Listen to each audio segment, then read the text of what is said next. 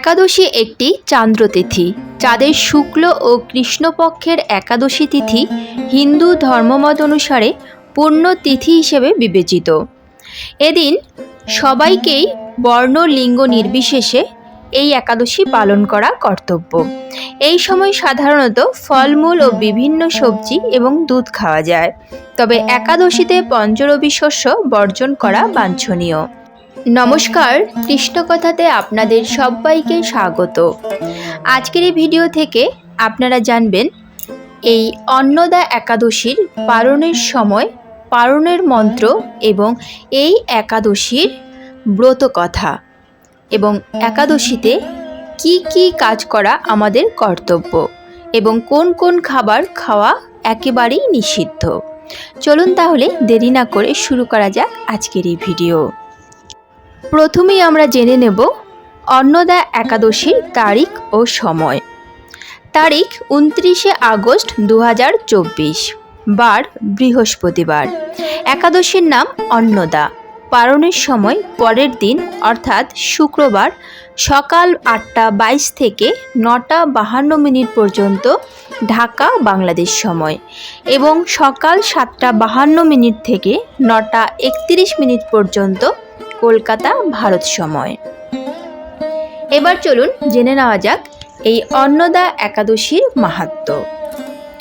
ভাদ্রবতী কৃষ্ণপক্ষিয়া অন্নদা একাদশীর মাহাত্ম্য ব্রহ্মবৈবর্ত পুরাণে বর্ণনা করা হয়েছে। মহারাজ যুধিষ্ঠির বললেন, হে কৃষ্ণ, ভাদ্র মাসের কৃষ্ণপক্ষের একাদশীর নাম কি, তা শুনতে আমি অত্যন্ত আগ্রহী। শ্রীকৃষ্ণ বললেন, হে রাজন, আমি সবিস্তারে এই একাদশীর কথা বর্ণনা করছি, আপনি একাগ্র চিত্তে শ্রবণ করুন। ভাদ্রের কৃষ্ণপক্ষিয়া একাদশীকে বলা হয় অন্নদা। এই তিথি সর্বপাপ বিনাশিনী। যিনি শ্রীহরির অর্চনে এই ব্রত পালন করেন তিনি সর্বপাপ মুক্ত হন। এমনকি এই ব্রতের নাম শ্রবণেই রাশি রাশি পাপ বিদরিত হয়ে যায়। এই ব্রত প্রসঙ্গে একটি পৌরাণিক ইতিহাস রয়েছে। প্রাচীনকালে হরিশ্চন্দ্র নামে এক নিষ্ঠাপরায়ণ সত্যবাদী চক্রবর্তী রাজা ছিলেন। পূর্ব কর্মফল ও প্রতিজ্ঞার সত্যতা রক্ষায় তিনি রাজ্যভ্রষ্ট হন।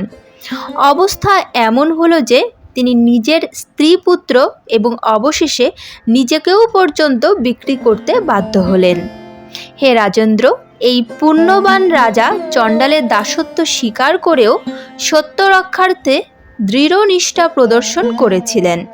তিনি শ্মশানে মৃত ব্যক্তির বস্ত্র কর রূপে গ্রহণ করতেন।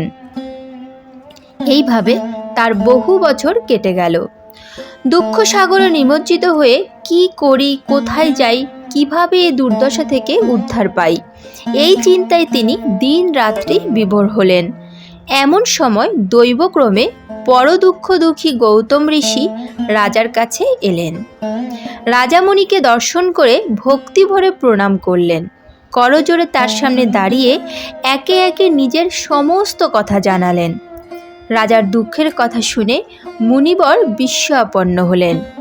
অত্যন্ত ব্যথিত হয়ে তিনি বললেন, হে রাজন, ভাদ্র মাসে কৃষ্ণপক্ষের একাদশী অন্নদা নামে জগতে প্রসিদ্ধ। আপনি এই ব্রত পালন করুন। এই ব্রতের প্রভাবে আপনার সমস্ত পাপের বিনাশ হবে। আপনার ভাগ্যবশত আগামী 7 দিন পরেই এই তিথির আবির্ভাব হবে।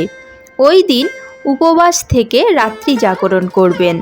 এইভাবে ব্রত উদযাপনে আপনার সমস্ত পাপ ক্ষয় হবে। হে রাজন, আপনার পুণ্য প্রভাবে আমি এখানে এসেছি জানবেন। এই কথা বলে গৌতম মুনি অন্তর্হিত হলেন। ঋষিবরের উপদেশ মতো তিনি শ্রদ্ধা সহকারে সেই ব্রত পালন করলেন। তার ফলে তার সমস্ত পাপ দূর হলো। হে মহারাজ, এই ব্রতের প্রভাব শ্রবণ করুন। যথাবিধি এই ব্রত পালনে বহু বছরের দুঃখ ভোগের অবসান হয়। ব্রতের প্রভাবে রাজা হরিশ্চন্দ্রের সকল দুঃখ সমাপ্ত হলো। পুনরায় তিনি স্ত্রীকে ফিরে পেলেন এবং তার মৃত পুত্র জীবিত হলো। আকাশ থেকে দেবগণ দুন্ধবী বাদ্য ও পুষ্প বর্ষণ করতে লাগলেন। নিষ্কণ্টক রাজ্যসুখ ভোগ করে অবশেষে আত্মীয় স্বজন ও নগরবাসী সহ স্বর্গে গমন করলেন। যে মানুষ নিষ্ঠা সহকারে এই ব্রত পালন করেন তিনি শ্রীহরির চরণে ভক্তি লাভ করে অবশেষে দিব্যধাম গমন করেন। এই ব্রতের মাহাত্ম্য পাঠ ও শ্রবণে অশ্বমেধ যজ্ঞের ফল লাভ হয়। হরে কৃষ্ণ কৃষ্ণ কৃষ্ণ হরে হরে, হরে রাম রাম রাম হরে হরে। এবার চলুন জেনে নেওয়া যাক এই একাদশীতে পালনীয় কর্তব্য। একাদশীতে 5 প্রকার রবিশস্য গ্রহণ একেবারেই নিষিদ্ধ, যেমন ধান জাতীয় সকল প্রকার খাদ্য, যেমন চাল, মুড়ি, চিড়ে, সুজি, পায়েস, খিচুড়ি, চালের পিঠে, খই ইত্যাদি। 2 নম্বর হলো গম জাতীয় সকল প্রকার খাদ্য, যেমন আটা, ময়দা, সুজি, বেকারির রুটি, সব রকম বিস্কুট, হরলিক্স ইত্যাদি। 3 নম্বর হলো জব বা ভুট্টা জাতীয় সকল প্রকার খাদ্য, যেমন ছাতু, খই, রুটি ইত্যাদি।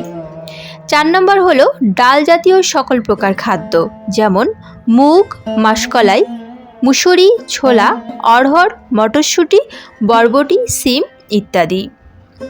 5 নম্বর হলো সর্ষের তেল, সয়াবিন তেল, তিল তেল ইত্যাদি। উপরোক্ত এই পঞ্চরবিশস্যের যে কোনো একটি একাদশীতে গ্রহণ করলে একাদশীর ব্রত নষ্ট হয়ে যায়। উল্লেখ্য, যারা সাত্ত্বিক আহারী নন এবং চা, বিড়ি, সিগারেট, পান, কফি ইত্যাদি নেশাজাতীয় গ্রহণ করেন, একাদশী ব্রত পালনের সময় এগুলি গ্রহণ না করাই ভালো। একাদশী করলে যে কেবলমাত্র নিজের জীবনের সদ্গতি হবে তা নয়। পিতা মাতা নিজ কর্মদোষে যদি নরকবাসী হন তবে সেই পুত্রই একাদশী ব্রত পালন করে পিতামাতাকে নরক থেকে উদ্ধার করতে পারেন। একাদশীতে অন্ন ভোজন করলে যেমন নরকবাসী হতে হয়, অন্যকে ভোজন করালেও নরকবাসী হবে। কাজেই একাদশী পালন করা আমাদের সকলেরই কর্তব্য। এবার চলুন জেনে নেওয়া যাক মন্ত্রসহ একাদশী পালন পদ্ধতি। একাদশী তিথির পরদিন উপবাস ব্রত ভাঙার পর যে নিয়ম তাকেই বলা হয় একাদশীর পালন। পঞ্জিকাতে একাদশী পালনের অর্থাৎ উপবাসের পরদিন সকালে যে নির্দিষ্ট সময় দেওয়া থাকে সেই সময়ের মধ্যে পঞ্চরবিশস্য ভগবানকে নিবেদন করে প্রসাদ গ্রহণ করে পালন করা একান্ত দরকার, নতুবা একাদশীর কোনো ফল লাভ হবে না। একাদশী ব্রত পালনের প্রকৃত উদ্দেশ্য কেবল উপবাস করা নয়, নিরন্তর শ্রী ভগবানের নাম স্মরণ, মনন, শ্রবণ ও কীর্তনের মাধ্যমে একাদশীর দিন অতিবাহিত করতে হয়। একাদশী পালনে পরনিন্দা, পরচর্চা, মিথ্যা ভাষণ, ক্রোধ, দুরাচারী সহবাস সম্পূর্ণরূপে নিষিদ্ধ। একাদশী ব্রতের আগের দিন রাত 12টার আগেই অন্ন ভোজন সম্পন্ন করে নিলে সবচেয়ে ভালো। ঘুমানোর আগে ব্রাশ করে দাঁত ও মুখগহ্বরে লেগে থাকা সব অন্ন পরিষ্কার করে নেওয়া সর্বোত্তম। একাদশীতে সবজি কাটার সময় সতর্ক থাকতে হবে যেন কোথাও কেটে না যায়। একাদশীতে রক্তক্ষরণ বর্জনীয়। ব্রাশ করার সময় অনেকে রক্তক্ষরণ হয়ে থাকে, তাই একাদশীর আগের দিন রাতেই দাঁত ভালোভাবে ব্রাশ করে নেওয়া উচিত। একাদশীতে চলমান একাদশীর মাহাত্ম্য ভগবত ভক্তের শ্রীমুখ হতে শ্রবণ অথবা সম্ভব না হলে নিজেই ভক্তি সহকারে পাঠ করতে হয়। যারা একাদশীতে একাদশীর প্রসাদ রান্না করেন তাদের 5 ফোড়ন ব্যবহারে সতর্ক থাকা উচিত। একাদশীতে শরীরে প্রসাধনী ব্যবহার নিষিদ্ধ। তেল, শরীর ও মাথায় সাবান ও শ্যাম্পু ইত্যাদি বর্জনীয়। সকল প্রকার ক্ষৌরকর্ম, নখ কাটাও নিষিদ্ধ। এবার চলুন একাদশীর পালন মন্ত্র আমরা জেনে নিই। একাদশম নিরাহার ব্রতনানেন কেশব প্রসিদ সুমুখনাথ জ্ঞানদৃষ্টি প্রদ ভব। এই মন্ত্র পাঠ করে নির্দিষ্ট সময়ের মাঝে পালন করতে হয়। আজকের মতো ভিডিওটি এখানেই শেষ করলাম। আশা করি আপনাদের ভালো লেগেছে। যদি ভালো লেগে থাকে তাহলে অবশ্যই একটি লাইক করবেন। যদি রাধা মাধবের পরম ভক্ত হন তাহলে কমেন্টে রাধা মাধবের জয়গান করতে ভুলবেন না যেন। প্রিয়জনদের সঙ্গে শেয়ার করবেন যাতে তারাও উপকৃত হতে পারে। আর এ ধরনের বিভিন্ন ধর্মীয় ভিডিও পেতে এবং নিয়মিত গীতা পাঠ শুনতে চ্যানেলটিকে অবশ্যই সাবস্ক্রাইব করবেন। আজ তাহলে এ পর্যন্তই, দেখা হচ্ছে পরবর্তী ভিডিওতে। ভালো থাকবেন, সুস্থ থাকবেন। জয় শ্রীকৃষ্ণ, রাধে রাধে।